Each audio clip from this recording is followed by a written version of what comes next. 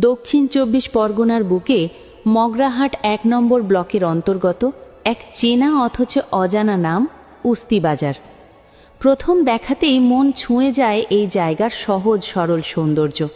চারপাশে সবুজের ছোঁয়া, রাস্তার দুধারে সারি সারি নারিকেল গাছ। এক মুহূর্তের জন্য মনে হবে যেন দূরের কেরালার রাজ্যে চলে এসেছি।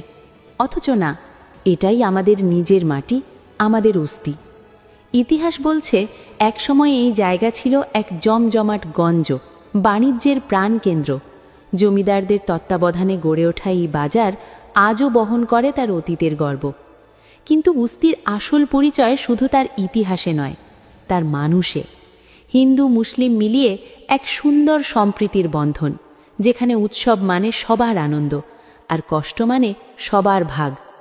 উস্তি শুধু একটি বাজার নয়, এটি একটি গুরুত্বপূর্ণ জংশন।